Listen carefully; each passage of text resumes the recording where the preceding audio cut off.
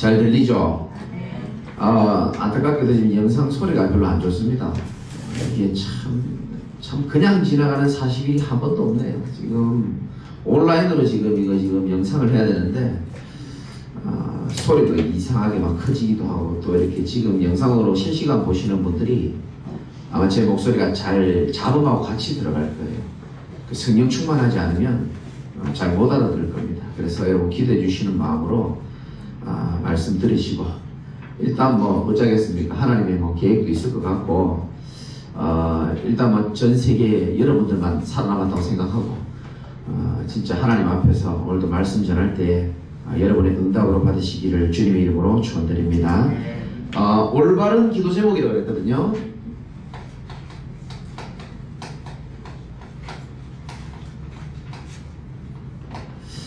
성경에 올바른 기도 제목을 잡은 사람들은 전부 다 승리했고 응답을 다 받았습니다.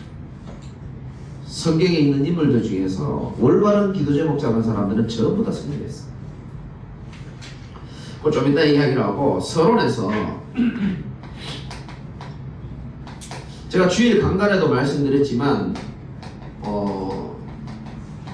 예배에 대해서 잠깐 말씀을 드렸습니다. 올바른 예배.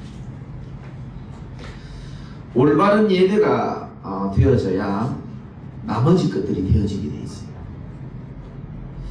사람이 변하는데 그냥 어느 날 갑자기 바울처럼 변하는 경우는 별로 없습니다.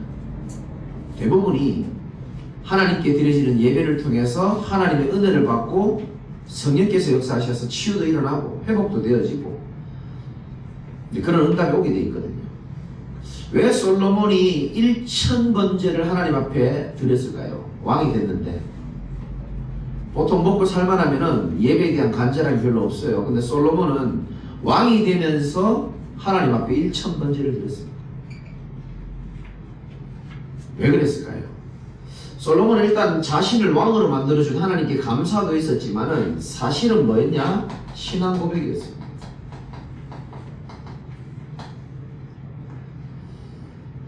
사업을 할 때도 그렇잖아요. 우리가 뭘 할 때 기도하고 시작하잖아요. 예배하고 시작하잖아요. 그 형식이 아닙니다. 그것은 나의 신앙 고백하고 똑같은 겁니다. 결혼할 때 예배 드리잖아요. 왜 그렇습니까? 그 형식이 아니에요. 사업할 때 왜 예배 드립니까? 형식이 아니라니까요. 나의 모든 것이 하나님 손에 있음을 고백하는 신앙 고백입니다. 사실 그거 되면 끝이에요. 사실은. 왜 우리가 예배가 중요하냐면은 제가 오늘 노트북에 말씀드렸는데요. 뭐 어차피 오늘 뭐 유튜브로도 잘 안 나가겠다. 편안하게 한 메시지 해볼게요. 예를 들어서 제가 오늘 밤에 술을 심하게 먹고 나이트클럽 가서 도박을 해도요, 저는 내일 되면 아무 일 없는 것처럼 영적 상태 유지할 수 있습니다.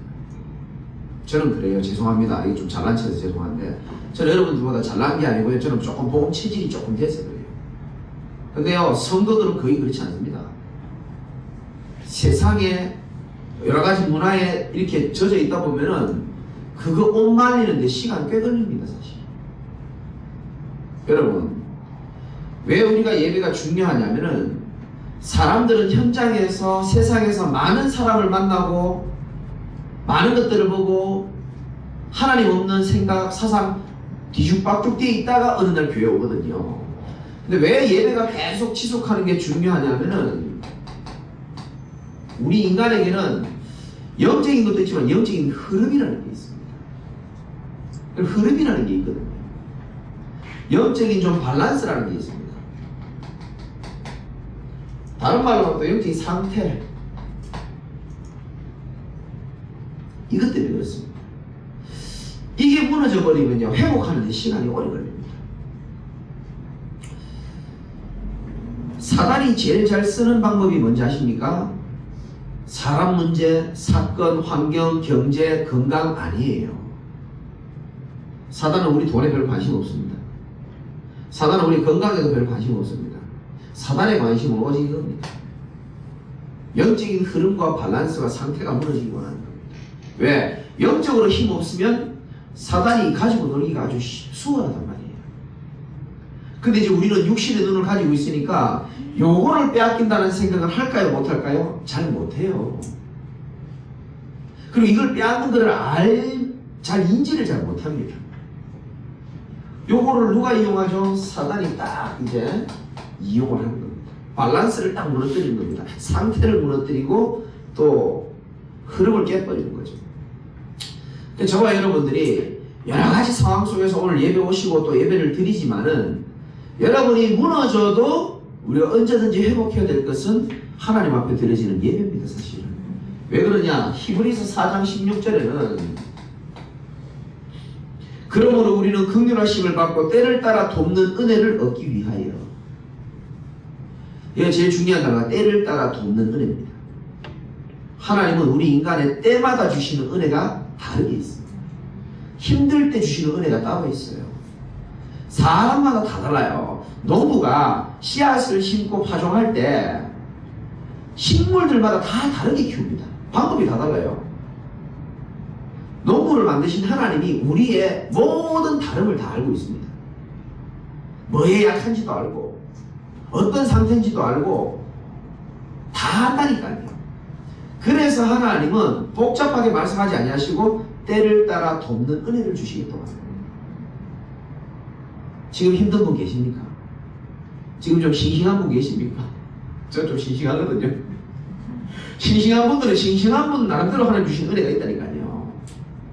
힘든 분 있습니까? 하나님은 그 힘든 분에게 하나님은 말씀으로 정확하게 답을 주십니다. 때를 따라 돕는 은혜를 얻기 위하여 어디로 가라? 친정으로 가라? 시댁으로 가라? 그렇게 성경은 나와 있지 않습니까? 때를 따라 돕는 은혜를 얻기 위하여 은혜의 보좌 앞에 담대히 나아가겠습니다. 아멘. 우리가 어디 갈 데가 있습니까? 우리의 영적인 흐름과 밸런스와 상태를 깰 수 있는 것은 하나님의 은혜밖에 없거든요. 그래서 은혜의 보좌 앞에 어떻게 담대히 제가 1차 합숙 갔을 때 은혜 받은 유일한 메시지가 이거였어요. 이거의 원어의 뜻은 뻔뻔스럽게라는 뜻이 있어요. 뻔뻔스러워야 돼요. 교인들이 예배를 많이 빠지면 제 카톡을 씹기 시작하게 됩니다. 제 카톡을 몇 번 씹다 보면은 전화도 받기 힘든 상태가 되어집니다. 전화를 받기 힘들어지기 시작하면은 교회 와서 제 눈을 안 마주치기 시작하면서 이게 딱 이정표가 있어요. 여러분, 목사한테 미안하거나 그런 거 전혀 가질 필요 없어요. 뻔뻔스럽게 하나님의 은혜 앞에 나와야 되는 겁니다. 어떤 상황이라도 상관없어요. 인간적인 게 개입되면 예배 속습니다. 그렇죠? 예배는 누구에게 드리는 겁니까? 하나님께 나를 드리는 거예요. 로마서 12장 2절에 나오잖아요. 하나님께 나를 산제물로 산제사로 드리는 겁니다. 여러분, 여기 김재광 목사 때문에 온 게 아니잖아요. 하나님 앞에 나를 드리는 게 예배예요, 사실은.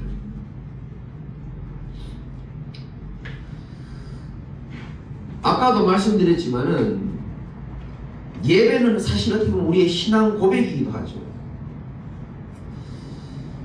예배라는 것은 왜 우리가 주중에 첫 주일에 오전에 첫 시간에 하나님 앞에 나옵니까? 주일날.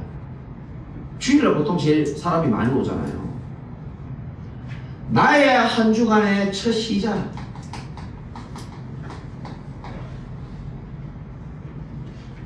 여러분, 제가 늘 강조하는 메시지 중에 하나죠. 모든 것의 시작이 우리는 뭐가 됩니까? 알파요 오메가이신 하나님으로부터 시작해서 하나님으로부터 끝나야 됩니다.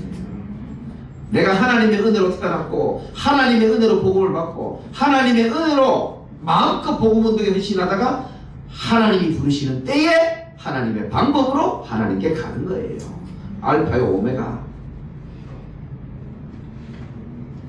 그 시작이죠. 우리 인생의 시작, 한 주간의 시작 예배입니다. 왜 우리가 새벽 기도 드립니까? 하루의 시작. 우리 애들 물어보십시오. 여행 갈 때 반드시 뭐 하는 자입니까? 놀러 가고 펜션 가도 뭐 하는 자입니까? 기도 시킵니다. 차 타면서 기도합니다. 왜? 저는 집어 넣으려고요. 응답의 시작, 하루의 시작, 모든 것의 시작은 하나님으로부터 해야 되는 것이다. 알파와 오메가잖아요. 그래서 올해가 가기 전에 우리가 해야 될 갱신이 하나 있다면 예배 갱신입니다.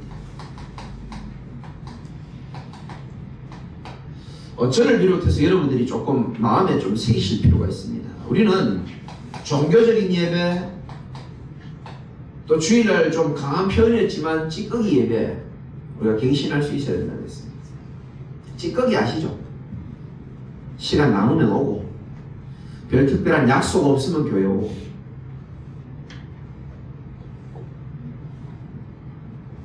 그게 이제 익숙해지다 보면 나도 모르게 이게 체질이 되는 거예요. 예배는 내 인생의 가장 고귀한 정도가 아니고 사실은 하나님과의 생명적 관계 속에서 드려지는 엄청난 축복이고 은혜인 줄 믿으시기 바랍니다. 그래서 내가 이번 주에도 중요한 거는 얘기했잖아요. 예배에 대해서. 다윗이 성전을 향한 불붙는 마음이 있었습니다. 그 불붙는 마음을 아들 솔로몬이 그대로 전달을 받았습니다. 여러분, 후대에게, 렘넌트들에게, 자녀에게도 마찬가지고요. 영적인 것을 가르치는 것도 중요하지만 그것보다 더 중요한 것은 영적인 것은 전달이 되어 있습니다. 영적인 건 전달됩니다. 말하지 않아도 전달되는 게 이게 영적인 겁니다. 사실은 보이는 것보다 보이지 않게 부모님의 앞모습이 아니고요, 옆모습, 뒷모습을 통해서 아이들은 그걸 전달받습니다.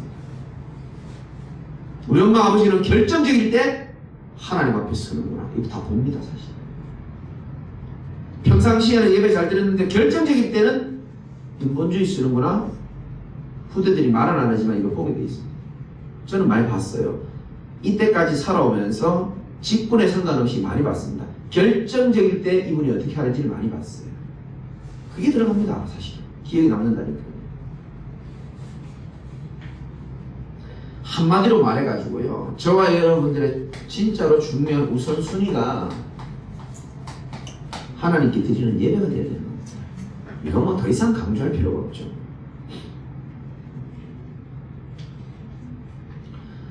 내년에도 여러분들이 더욱더 예배에 승리하시기 바랍니다. 정말요. 예배 속에 모든 게 다 들어있어요. 내가 이렇게 했더니 내가 응답받았다. 맞습니까? 그게 아닐 수도 있잖아요. 내가 40일 집중 기도를 하고 금식 기도를 했더니 우리 아들이 대학에 합격했더라. 그러면 똑똑한 사람들이 들을 때는 그 사람이 40일 동안 악착같이 했는 인간의 의가 기억되게 되어 있습니다. 그거는 복음적인 포럼이 아니에요. 그런데 나는 아무것도 연약하고 부족한 것 같은데 정말로 하나님 앞에 드려지는 예배에 내 인생의 방향 맞춘 것밖에 없는데 예배의 주인이신 하나님께서 우리 인생을 이끌어 가시더라. 그게 건강한 복음이잖아요.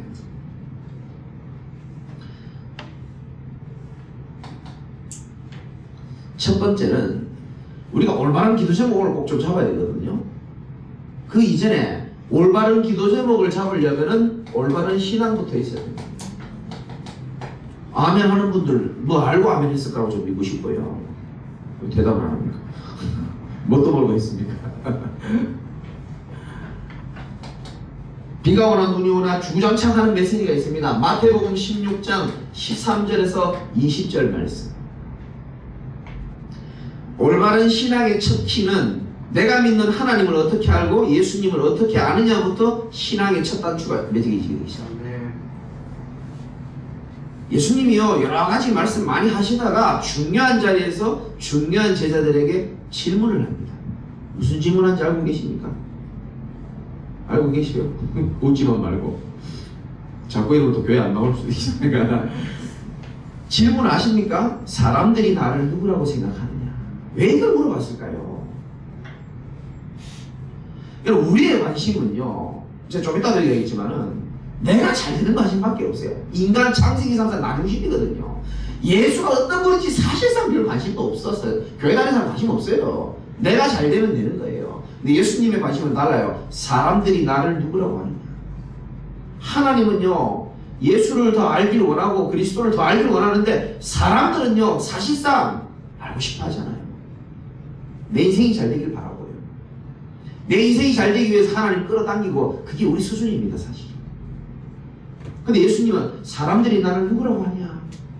그럼 그러니까 제자들이 이렇게 대답합니다. 사람들이 이렇게 생각합니다. 그렇게 생각하는 거는요, 그런 면이 보였기 때문에 그런 거예요, 사실. 맞죠? 사람들이 옛날에 제가 전도사 때요, 이렇게 어떤 아이가요, 저를 안 돼요. 그래, 너 나를 어떻게 아느냐? 내가 되게 유명해진 줄 알았어. 너 나를 어떻게 아냐고 물어보니까 합정교회 운전수라고 얘기하더라고요. 왜냐면 내가 봉고차 몰고 막 새벽부터 밤까지 정신없게 다녔거든. 아파트에 사는 친구가 합정교회 운전수 이렇게 얘기하더라고요. 난 이거랑 딱 연결되더라고요. 사람들이 나를 누구라고 생각하느냐? 합정교회 운전수 맞아요, 틀려요? 그 아이의 시선에서는 맞아요, 틀려요? 맞잖아요. 사람들의 시선에서는 예수님이 뭘로 보였습니까? 세례 요한으로, 엘리야로, 예레미야로, 종교인 중에 하나로 그래 보이는 거예요. 정확하게 보지를 못한 거죠. 그 아이가 저를 잘못 본 것처럼. 제 사역에 그런 부분도 있지만 저는 운전수가 아니에요. 예수님에게 그런 부분이 있죠. 지금 좀 초신자도 있기 때문에 내가 쉽게 설명. 사람들이 예수님을 뭐라고 말했냐면 한마디로 말하면 조금 신비한 능력을 가진 분으로 생각했습니다. 엘리야로. 어떤 사람은 또 이렇게 사회 정의를 부르짖는, 워낙 사회에 부정부패가 많잖아요. 좀 그런 예수님을 기대하고 그렇게 생각한 거예요. 세례 요한으로, 엘리야로. 또 사람들은요, 여러 가지 이 말씀 어기고 죄를 많이 짓는단 말이에요. 여러 가지 율법적으로. 또 사람들은요, 이 예수님을요, 너무 4대 성인 중에 하나로 종교적인 분으로 이렇게 오해한 겁니다. 이렇게 오해하는데 신앙이 온전히 건강할 수 없잖아요. 기도 제목 당연히 이상할 수밖에 없습니다. 첫 단추가 틀려지면 사람이 이상하게 보이듯이 신앙의 첫 단추가 잘못 깨진 거예요. 그래서 예수님이 제자들에게 물습니다. 그럼 너희들은 나를 누구라고 생각하냐? 권사님 나를 누구라고 생각해요? 김재강 목사님이라고 그러지 운전수라고 안 그러잖아요. 제자들은 좀 알잖아요. 그때 베드로가 주는 그리스도시라고 얘기하죠. 주는 그리스도시요. 이 무슨 말이죠? 주는 우리 인간이 반드시 해결해야 되는데 해결할 수 없는, 그리고 해결받아야만 하는 인간의 영적인 문제를 해결하신 유일한 구원자시고, 이렇게 생각하시면 됩니다. 잘 봤죠, 그죠? 예수님이 이런 부분들도 있지, 이래 보일 수 있거든요. 왜냐하면 능력을 행하니까, 자꾸 병 고치고 하니까. 근데 주님은 사실은 이런 부분도 있지만은 주는 뭐라고요? 그리스도시요, 살아계신 하나님의 아들이십니다. 누가 고백했습니까? 베드로가 고백했어요. 예수님이 이렇게 말씀하십니다. 요나의 아들 시몬아, 네가 뭐가 있도다? 뭐가 있도다? 복이 있도다. 여러분, 예수를 그리스도로 알고 믿는 여러분이 복 있는 사람이라고 성경은 말하고 있는 거예요. 아멘. 진짜 복을 받은 사람입니다. 바요나 시몬아, 네가 진짜 복이 있는 사람이야. 이를 네게 알게 한 이는 혈육이 아니고 하늘에 계신 네 아버지다. 사람의 지혜로 깨달을 수 없는 은혜라는 거예요, 사실. 너는 베드로라, 이 반석 위에, 갑자기 돌 얘기를 왜 합니까? 예수를 그리스도라고 믿는 그 신앙 고백 위에, 그 신앙 고백이 반석이거든요. 그 반석 위에 내 교회를 내가 세워나가겠다.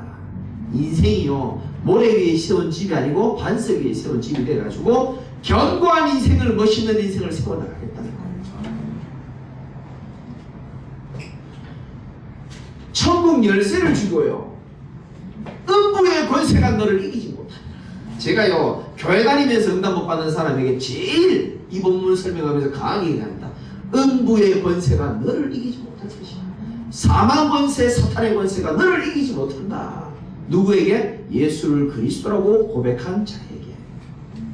그러니까 올바른 신앙 이전에 뭐가 돼야 돼요? 올바른 신앙 고백부터 돼야 되는 거예요. 여러분들은 예수를 누구로 믿습니까? 그리스도로 믿는 사람이에요. 예전에는 그냥 예수 그리스도만 알았잖아요. 그렇죠? 옛날에 솔직히 예수도 모르고 그리스도도 모르고 뭐 237도 모르고 뭐 아무것도 몰랐잖아요. 그냥 뭐 축복받고 싶고 문제 해결되고 싶고 내 이름이 올라가고 싶고 그게 종교적 수준이었잖아요. 그래서 여러분들이 올바른 신앙을요 오늘부터라도 새롭게 만들려면은 요거를 졸업해야 됩니다. 생명 없는 종교생활, 즉 종교적 신앙에서부터 저와 여러분들이 졸업을 하셔야 되는 겁니다. 제가 말씀드렸죠. 이 종교의 특징은요 전적으로 나 중심입니다. 그래서 내가 예수님을 보고 싶은 대로 보는 거예요. 사람들마다. 그죠? 전부 다 내 중심입니다. 하나님의 뜻도 소원도 모르겠고 내가 잘 돼야 되는 겁니다. 그러니까 그 인생이 늘 마음이 황폐한 거예요. 되는 일도 없고. 그래서 목사님 종교적 신앙이란 말이 제가 무슨 말인지 잘 모르겠습니다 하는 분들은 꼭 기억하셔야 됩니다. 종교적 신앙과 복음적인 신앙을 조금 구분한다면, 왜냐 우리가 올바른 믿음을 갖고 있어야 되니까. 아무리 많이 들어도요 저는요 들을 때마다 맞다 싶은 거예요. 여러분 종교적 신앙은 누구 중심입니까? 크게 해주세요. 감사합니다. 종교적 신앙은요 딱 세상에서 제일 무서운 말입니다. 호암, 마마, 불, 화재보다 더 무서운 말입니다. 나 중심을.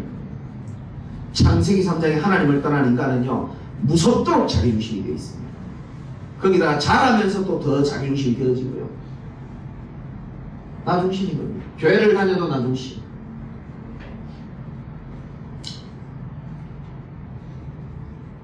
복음을 가진 신앙은 뭡니까? 하나님 중심이 되어 있습니다. 다르죠? 내가 기뻐하는 것 따라가는 것, 하나님이 뭘 기뻐할까 생각합니다. 차이 나죠? 더 무서운 것은 종교적인 신앙은 인간의 의를 강조합니다. 제가 이번 주에요 너무 중요한 분들 전화통화도 많이 하고 만나기도 많이 만났는데요, 여러분 알아들으실지 모르겠지만 좀 알아들어야 되는데요, 종교는 가장 많이 강조되는 게 인간의 의입니다. 노력, 의지 이런 겁니다. 제가 이 설교를 그분이 안 들을 거라고 확신하고 내가 한번 얘기해 볼게요. 그분이 저한테 하신 말입니다. 전화로, 목사님 우리 가족 중에 A라는 사람이 있는데 이 사람이 기도로 과연 바뀌겠냐는 거예요. 아니 자기 의지가 중요하고 자기 노력이 중요하지. 노력이 99고 기도가 1이라고 말씀하시다. 나 충격받았습니다. 그래서 제가 알아듣든 못 알아듣든 난 전도자는 답을 말해줘야 되기 때문에, 그러면 본인이 생각할 때에 그렇게 노력을 강조하고 의지를 강조하는 분께서 이분에게 그렇게 많이 메시지했는데 이분이 바뀌었습니까? 안 바뀌었습니까? 안 바뀐다는 거예요. 그래 답답해 죽겠다는 거예요. 제가 생각할 때 그분은 죽을 때까지 안 바뀔 겁니다. 얘기했어요. 인간의 의, 노력, 그 별거 아닙니다. 모든 인간은요 연약하기가 다른, 연약하기 짝이 없다. 인간 자체 단어가 티끌, 먼지 이런 뜻이 있습니다. 아파요. 아무것도 아니에요. 오늘 있다가 내일요 사라질 수도 있는 게 우리 인간입니다. 지나가는 차에 조금만 부딪히면요 오늘까지 인생 정리되는 게 인생이에요. 동전 하나 잘못 먹어도 죽는 게 인생입니다. 물론 목사님은 의지와 노력을 무시하냐? 아니요. 제가 주일에 말했잖아요. 내가 얼마나 노력하는 스타일인데요. 노력으로 되는 게 있고 안 되는 게 있다니까요. 사탄 배경, 지옥 배경이 노력으로 됩니까? 인간의 의로 됩니까? 그런데 우리가 배우기를 그래 배워왔다니까요. 어릴 때부터요 우리를 뭘 해야 뭐가 오는 게 익숙해져 있어요. 애기가 엄마 울어야 엄마가 젖을 준단 말이에요. 우니까 젖을 줘. 우니까 돌봐줘. 때를 쓰니까 엄마가 돈 줘. 다 뭘 해야 오는 걸로 우리 인생을 배워왔단 말이에요. 그러니까 좀 의지가 강하고 훌륭한 사람들은요 이 재미를 많이 봤단 말이에요. 아무리 훌륭한 사람도요, 아무리 훌륭한 의라도 사단 배경과 지옥 배경을 이길 수 있는 것은 하나님의 의밖에 없습니다. 아멘. 그래서 인간의 의를 강조하고 종교는 좋은 것이지만 행위를 계속 강조하는데 사실상 나중심을 넘어설 수 없고 사탄을 이길 수가 없는 겁니다. 그래서 로마서 1장 17절에 보니까 복음에는 인간의 의가 나타나서라고 안 되어 있고 복음에는 하나님의 의가 나타나서. 정말입니다. 하나님이 하신 일, 하나님의 영광이 나타나게 되어 있어요. 언제든지 인간의 의가 강조되면 하나님의 의는 약화될 수밖에 없습니다. 둘 다 강조되기는 어렵습니다. 그리고요, 뭐 중심입니까? 행위 중심이 아니고 하나님의 은혜 중심입니다. 사도 바울이 그랬잖아요. 내가 어마어마하게 많은 일을 했지만 나의 나 된 것은 하나님의 은혜로 된 것이다. 정상적인 고백 아닙니까? 그렇죠. 우리가 한 게 뭐 있습니까? 복음적인 신앙이 되면은 당연히 나 중심을 빠지지 않게 되겠죠. 더 중요한 겁니다. 문제가 생기면, 종교적인 신앙은 문제가 생기면 뭐 찾는지 아십니까? 뭐 찾습니까?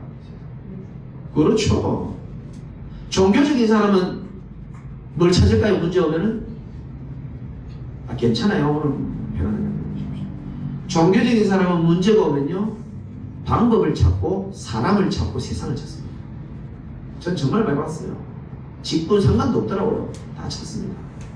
종교적인 사람은요, 나 중심이기 때문에 나는 이해는 됩니다. 왜? 나밖에 안 보이거든요. 그래서 방법을 찾고 사람을 찾고요, 세상을 찾더라고요. 복음적인 사람은요, 어디부터 찾는지 아십니까?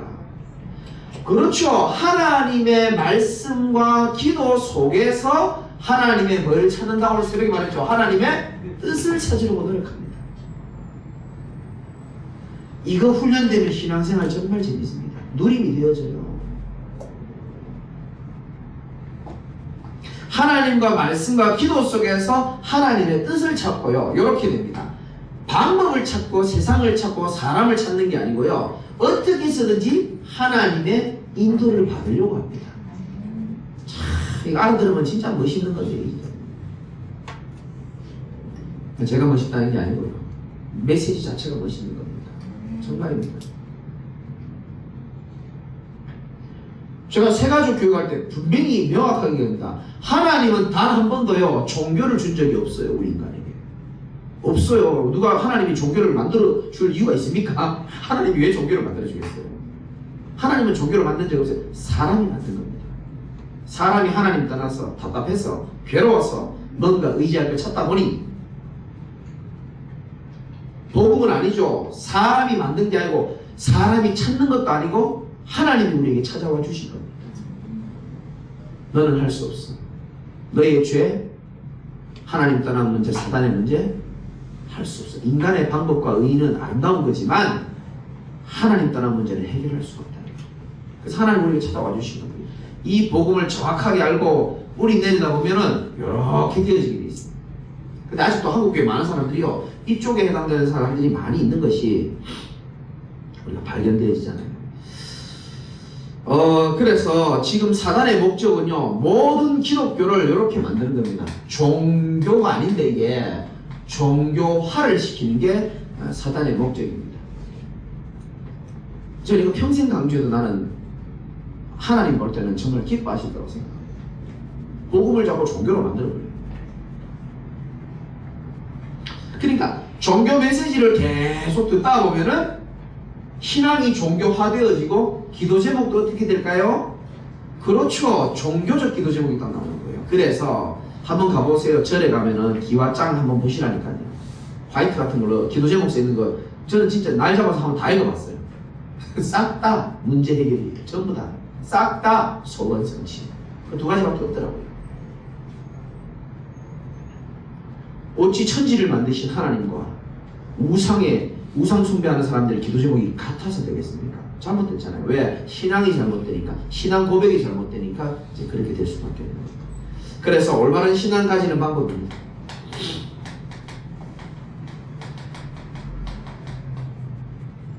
마태복음 13장에 보면은 씨 뿌리는 비유가 있어서 사람마다 다를 수 있습니다.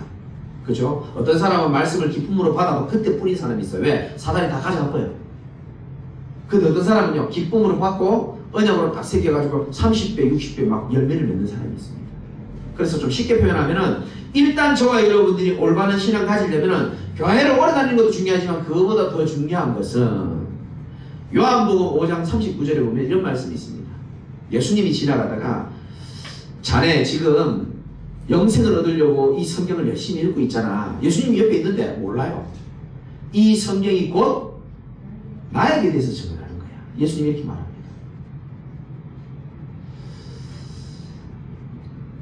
요한복음 20장 30절 31절에도 제가 늘 강조하는 메시지죠. 성경에 여기에 기록하지 아니한 기적도 많이 있대요. 그러니까 기적을 다 기록 못했다는 겁니다. 왜? 기적보다 더 중요한 걸 뒤에 말하기 위해서입니다. 이 성경을 기록한 목적은 예수께서 하나님의 아들 어디 갔노? 그리스도이심을 믿게 하려 함이요. 성경 주신 목적이 그거예요. 예수가 우리 인생의 모든 문제를 해결하신 그리스도라는 것을 알게 해주려고 성경을 하나님 우리에게 주신 겁니다. 그거 듣고 생명 얻고 구원받고 풍성히 살아나고 하나님이 성경을 주신 거예요. 그런데 우리가 참 안타깝게도 많은 교인들이 또 많은 기독교가 이 본질적인 내용을 잊어버리고 종교화되어져 가지고요. 어떤 동네는 신비주의 합장한다고. 우리 집사람하고요. 교회 구하려고 여기 성전 구하기 전에 안양에 한번 갔는데요. 이상해요. 평일날 갔는데요. 전부 다 머리에 홀려있어요. 이렇게. 뭐 하는지 모르겠어요. 사람 가득 있다니까요. 제가 그걸 몇 번 봤습니다. 신비주의 하는 데 많다니까요. 인천에 같이 축구하는 목사님이 그러더라니까요. 여러분 그런 거 안 해봤어요. 이신영 기사님 그런 거 안 해봤을 거예요. 1년로 다 세워가지고요. 목사님이 이렇게 밀거든요. 그럼 이거 막 이렇게 넘어져야 됩니다. 그럼 부교육자들이 다 잡아준 거예요. 마지막에 부교육자들이 넘어져야 되거든요. 이 넘어져야 돼. 이렇게. 넘어져야 안 넘어지냐. 착해서 넘어질 거야. 저 안 넘어질 것 같습니다. 이러면 넘어지거든요. 그 부교육자도 넘어진다. 만약에 안 넘어졌다? 교회 잘리는 겁니다. 그러고 있다니까요. 그분 욕하면 안 되지만 나하고 좀 친하니까 그걸 배운 그분이요 교회를 개척했는데 금요일날 내가 몇 번 얘기했잖아요. 자살하려고 청년이 왔어요. 그런 것만 맨날 배우고 하다가 자살하려고 온 친구 있으니까 그 답을 못 주는 겁니다. 금요일날 왔는데 자살하지 말라고 떡볶이 사주고 계속 그 애를 이렇게 독려하고 그렇게 말리고 그랬대요. 그런데 나보고 그러더라고요. 3일 뒤에 자살하고 죽었더라고요. 그런데 그분이 한 말이 기가 찹니다. 내가 그렇게 자살하지 말라고 떡볶이도 사주고 다 사주고 내가 그랬는데 말이에요. 야, 내가 운동같이 밥 먹는데 그런 얘기를 하는데요. 앉아있는 20명의 목사가요 한마디도 안 하는 걸 보면서 내가 좀 충격받았습니다. 물론 우리 교단은 아닙니다. 우리 교단 같으면 그렇게 내버려 두지도 않지만 그 사람의 문제가 뭔지를 여러분들 알잖아요. 왜 그 사람이 그런 생각을 할 수밖에 없는 배경을 우리는 알잖아요. 모든 문제의 근원이 사단이고 하나님 떠난 문제고 죄 문제인데 모든 것을 승리하신 그리스도만이 유일한 해답임을 믿으시기 바랍니다. 그래서 성경을 통해서 제일 먼저 복음 이해를 해야 되는 거예요.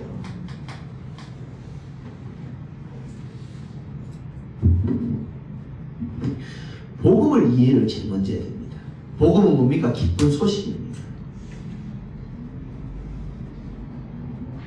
지금 백신이 지금 미국에서 나오니 많이 그런 소식이 있잖아요. 그것도 기분 나쁘진 않잖아요. 어쨌든 그것도 좋은 소식입니다. 근데 이 성경이 말하는 좋은 소식은 따로 있습니다. 지금요 백신 찌르고 맞고 그 차원이 아니고요. 인간 자체에 정말 구원받을 수 있는 유일한 길이 있다는 게 복음이거든요. 이 복음이신 그리스도를 이해하는 게 수십 년 성경 공부하는 것보다 더 중요합니다. 사실 아무리 공부만 해도 핵심을 모르면 안 되는 거거든요. 자, 이 복음을 이해하는 사람이 두 번째는 뭐 해야 됩니까? 복음을 믿음은 들음으로 나고 들음은 그리스도의 말씀으로 말미암다 그러거든요. 아무거나 듣는 게 아닙니다. 그리스도의 말씀을 계속 들으면 우리의 믿음이 복음적으로 성장하게 되어 있습니다. 치유도 일어나게 되어 있고요. 그래서 이 복음의 말씀을 여러분 머리에 각인을 시킵니다. 나쁜 말처럼 보이지만 세뇌가 맞아요. 사실은 목사님 자꾸 세뇌시키는 것 같은데요. 맞아요. 씻을 세자에 골 내자입니다.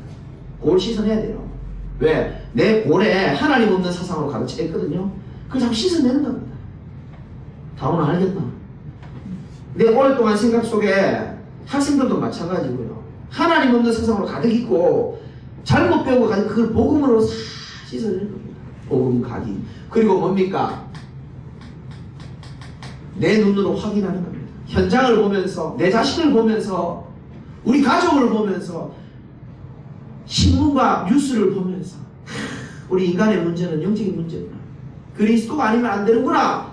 자꾸 확인되어지면서 뭐 생깁니까? 하나님의 은혜를 결론이 나게 되는 겁니다.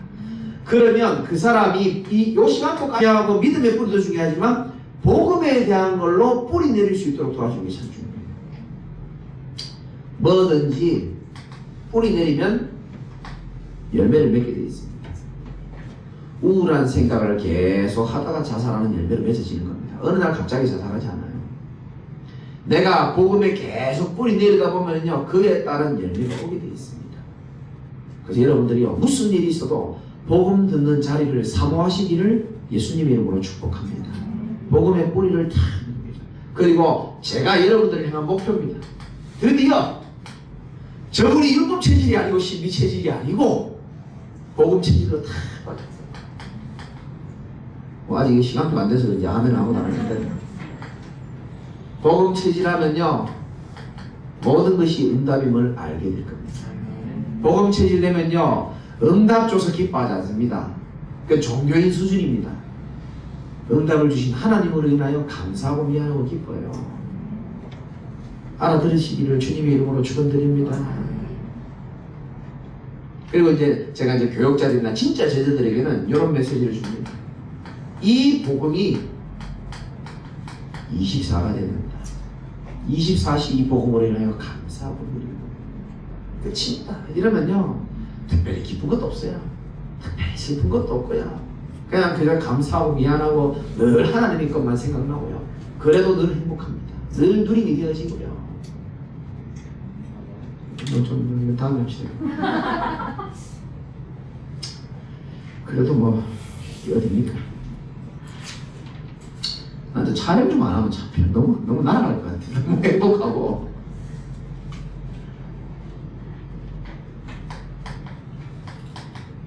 이해는 되죠? 우리 초신자분들도 올바른 신앙이 있어야 올바른 기도 제목이 나와요. 절대로 올바른 신앙이 없는 사람은 올바른 기도 제목이 나올 수가 없습니다. 왜? 하나님과 상관없기 때문에. 종교인들은 죄송하지만 하나님이랑 그래요. 아무튼 올바른 신앙 이전에 뭐가 되냐면 신앙 고백이 먼저 되어야 돼요. 그 고백이 계속 되어지다가 복음을 이해하고 각인되고 뿌리들어보면 결론 나지고 복음 체질이 되어지면은 누가 안 가르쳐줘요. 이게 나옵니다. 올바른 기도죠. 이번 주 강단 말씀처럼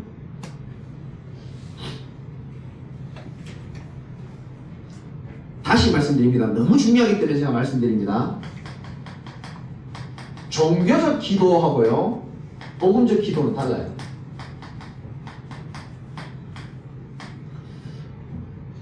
종교적인 기도는요 내 생각과 소원에 하나님을 갖다 잡당기는 겁니다. 다시 말합니다. 종교적 기도는 내 소원과 내 욕심과 나의 뜻에 하나님을 잡아당기는 겁니다. 잘 안 당기지면 목사님 도와주세요. 좀 당겨주세요. 잘 안 당기지면 아이 교회 안 가. 하나님 없는 것 같아. 하나님이 살아계시면 왜 이런 일이 일어나? 복음적 기도는 반대입니다. 올바른 신앙을 가진 자의 기도 제목이기 때문에 이 사람은 하나님이랑 통합니다. 하나님의 것에 나를 맞추려고 생각합니다. 전에는 내 마음대로 살았던 인생이 이제 내 남은 인생에 주를 위하여 뭘 할 수 있을까? 그렇게 고백해도 사실은 내게 많이 들어가 있는 경우가 많아요. 그럼에도 불구하고 하나님 우리 기도 제목을 조정해 나가시고, 그래서 이번 주에 여러분 응답 받아버려야 돼요. 내 남은 인생에 가장 하나님이 기뻐하는 올바른 기도 제목이 발견되게 하여 주옵소서. 그럼 끝나는 거예요. 행복합니다 진짜. 그 제가요 이번 워낙 내가 사랑하는 친구고 하니까 우리 초신자들이 좀 많잖아요. 진아이가 이런 말 하더라고. 이번 주에 잘생긴 청년이잖아요. 우리 문배 집사님 둘째 아들인데 이 친구가 이런 말 하는 거예요. 이번 주 예배 때 뭐 얘기를 하다가 기도 제목 이런 얘기가 나왔는데, 목사님 나는 오랫동안 하나님 앞에 요구했던 게 있는데 한 번도 답을 안 해준다는 거예요. 그게 뭐냐? 뭐라고 네가 기도했냐? 뭐라고 말했냐? 물어보니까 나 이제 어떻게 하면 돼요? 나 이제 어떻게 하면 돼요? 그건 답이 없다는 거예요. 오랫동안. 그래서 제가 이렇게 말했습니다. 너는 인생의 방향을 지금 선명하게 보고자 하는 마음이 있다는 건 내가 이해한다. 그런데 하나님은 그거보다 더 원하시는 게 있다. 너는 지금 네 앞길이 선명하게 보이면 좋겠지만은 하나님은 더 너가 하나님을 더 알기를 원하신다. 그게 먼저다 그랬습니다. 하나님이 어떤 분인지도 모르고 예수가 누군지도 모르고 네 인생에 어떤 영향력을 주는 분인지도 잘 모른 채 네 길을 열어줘? 그럼 막히면 그럼 또 열어달라고 하겠지. 또 열어줘. 하나님이 어떤 분인지도 모르고 내 인생이 어떤 관련인지도 모르고 내 길만 잘 돼? 그게 하나님의 뜻일까? 그건 너의 뜻이지. 그래서 하나님은 어쩌면 문을 막으신지도 모른다. 얼마나 잘 알아듣든지요. 알아듣는 눈치더라고요. 제가 왜 이 올바른 기도 제목 종교와 복음 얘기하면서 이 예화를 들은지 여러분 좀 생각해야 됩니다. 우리 모두랑 관련된 메시지거든요, 사실. 그래서 우리는 이왕 기도하는 거요, 응답받는 기도 제목을 가져야 됩니다. 물론 오해는 없으셔야 됩니다. 하나님 앞에 간절히 육신적인 기도도 우리가 해야 될 때가 있어요. 아플 때도 있고 문제 사건 터졌을 때도 있습니다. 저는 물론 그런 기도도 열심히 합니다. 그럼 하나님이 다 들어주세요. 그럼 역시 하나님 살아계심을 깨닫고 또 힘을 얻어서 하나님이 올바른 기도 제목을 또 찾아냅니다. 그거랑은 조금 좀 별개의 지금 얘기 메시지고요. 그래서 저와 여러분들이 응답받는 기도 제목의 키는 오늘 나오잖아요. 10절에 보니까 우리 한번 읽어볼까요? 우리 열왕기상 3장 10절 우리 다 같이 한번 읽어봅시다. 시작. 솔로몬이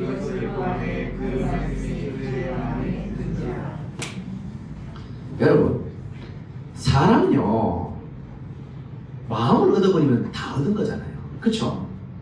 아니, 내가 이 사람 마음을 못 열었는데 자꾸 뭘 달라고 뭐 요구하고 이러면은 뭐 안 맞는 거잖아요. 마음을 얻고 난 다음에 뭘 해야 되잖아요.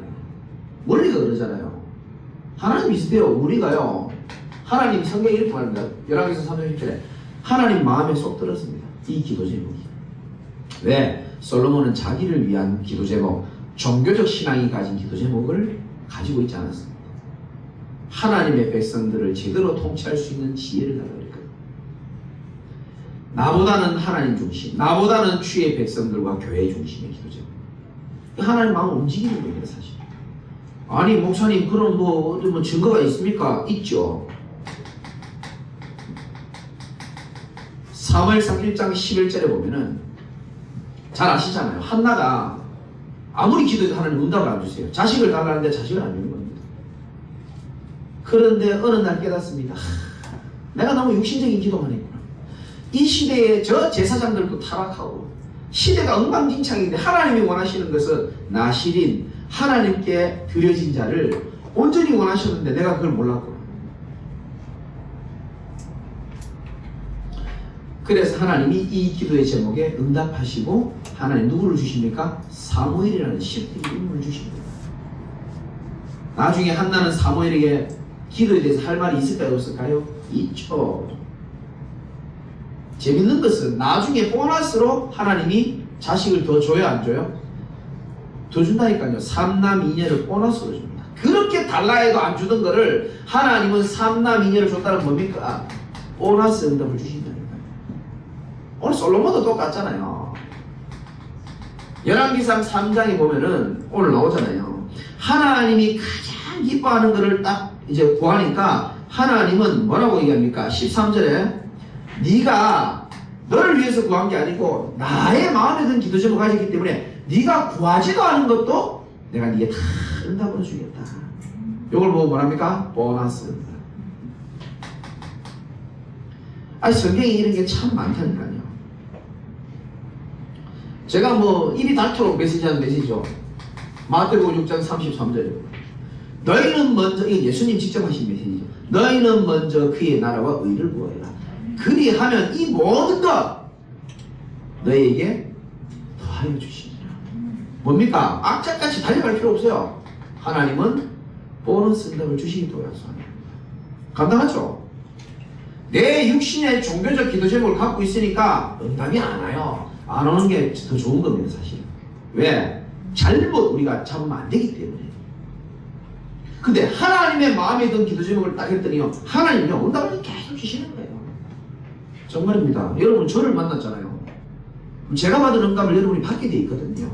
그거 주라고 하나님 또 만나게 하신 거예요. 제가 제일 받은 이 응답입니다.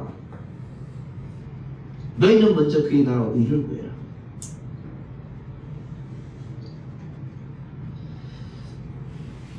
저는 제 자신을 보면서, 현장을 보면서, 우리 가문을 보면서 이 종교라는 흑암이 얼마나 무서운지를 많이 봤어요.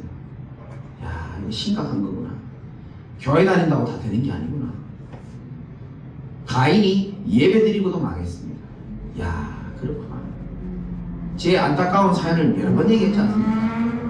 안 돼요. 종교 가지고는요, 사단을 발 앞에 무릎을 못 꿇게 하더라고요. 오직 복음이 아니면 안 되는구나. 제가요, 이 현장 보면서, 우리 가문을 보면서요, 진짜 내가 늘 말씀드리잖아요. 이게 딱 생기는데,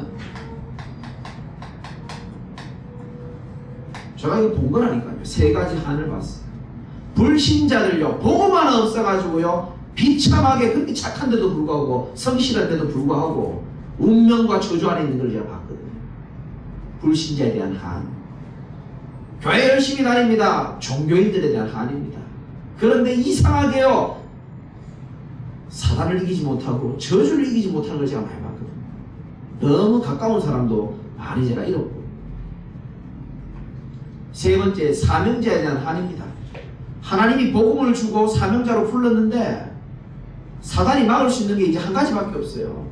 그냥 서로, 아까 우리 권사님 기도했듯이 그냥 서론적인 일에 찢고 뽑고 묶다가 시간 다 하도록 만드는 거예요. 전도도 놓치고 현장도 놓치고 사단은 그렇게 다 내 눈에 그렇게 딱 보이더라고요. 그래, 나는 이 세 가지 한을 이룰 수 있는, 정말 이게 하나님의 소원이 맞다면 이 세 가지 한을 이룰 수 있는 것에 내 인생을 드려야 되겠다. 부족하지만 그 마음만 먹었거든요.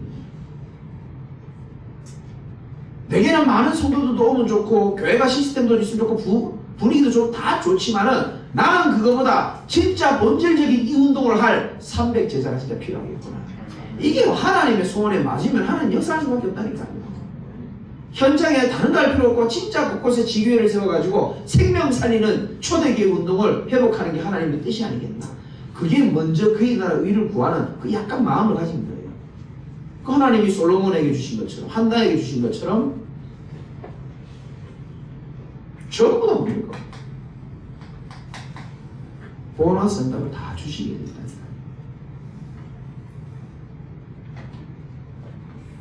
주일날도 김치 메시지 하니까 이번 주에 또 김치가 들어왔어요. 말만 하면 다더라. 팔 아파가지고 50개 얘기하면요, 자 지방에서, 우리 교인도 아니에요, 아로마 오일 보내가지고요 바르라고요. 유튜브 듣고 말만 하면 다 날아가요. 돈 얘기는 말도 못하게, 돈 얘기하면 돈 들어오니까 말도 못하겠어 내가. 여러분 이게 제 머리 들으면 유치한 예화지만은요, 저는 남다릅니다. 김치 한 조각도 저는 달라요. 남들은 우연이라고 생각했지만 나는 하나님의 스타일을 잘 알거든요. 내가 예민하고 센스이 뭡니까, 아주 그 하나님의 섬세함을 내가 잘 캐치하기 때문에 하나님께 완벽하게 다 믿음 생기더라고요.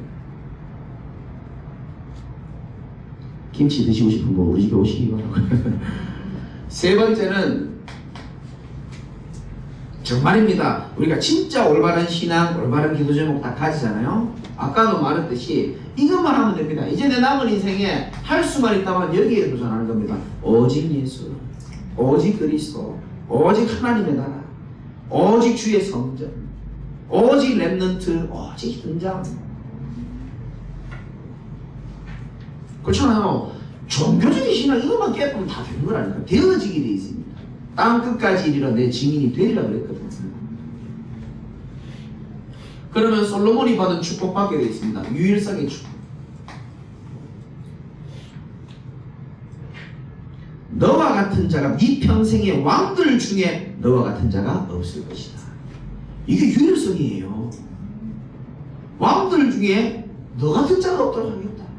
권사 중에, 집사 중에, 장로 중에, 전도사 중에 네 같은 사람 없도록 하겠다는 거거든요. 똑같은 기름 부은 왕인데도 달라요. 그렇죠? 우리가 그런 축복을 하나님 주시겠다고 약속하시는 거 아닙니까? 그러면 그 인생은요, 그렇게 안 바뀌던 인생이 재창조의 인도를 누리게 되어 있습니다. 완전 새롭게 태어나는 겁니다. 이전 것은 지나갔으니 보라 새 것이 되었도다. 하나님의 보혈의 피로에 완전 새 걸로 바뀌어버려요. 그래서 하나님이 우리를 뭘로 삼는 겁니까? 결국은 뭐에? 그리스도의 증인으로 삼는 거예요.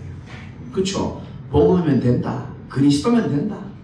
끝까지 복음 붙잡고 있으면 누구든지 다 살아날 수 있다. 그 믿음의 증인이 되시기를 주님의 이름으로 축원합니다. 결론,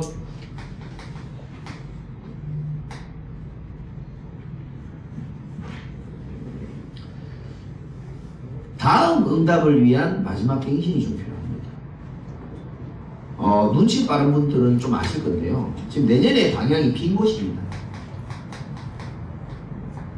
이게 빈 공터를 말하는지 뭔 말인지 모르시는 분도 계실 건데, 세상에는 완전하지 않잖아요. 뭔가 빈 곳이 있잖아요.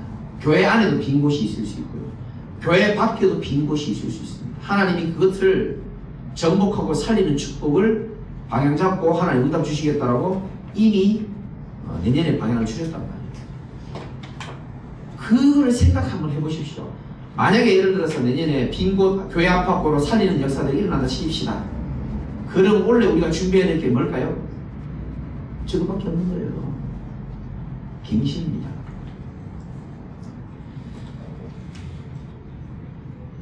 마지막 갱신. 이건 질문하면 나와요. 하나님, 내가 세계복음할 일꾼으로서 렘넌트 서밋으로서 지금 이 시간표에 빈 곳을 살리는 현장 선교사로 하나님 날 부르셨는데 내가 마지막 해야 될 갱신이 뭡니까? 야, 너는 예배부터 올인해라. 요 음성이 들리면 그렇게 하면 되는 거예요. 야, 너는 조금 체질과 규모를 좀 갖춰라. 그러면 그렇게 하면 되는 겁니다. 야, 넌 좀 복음적인 사람이 돼. 그럼 그렇게 하면 되는 거예요. 여러분 속지 마세요. 어떤 것도 하나님은 전부 다 언약을 이루어가는 시간표 속에서 일어나는 여정입니다. 속지 말고.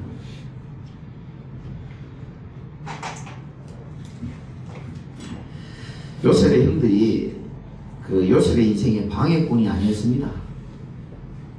애국으로 인도하는 아름다운 안내양들이었습니다. 그렇죠?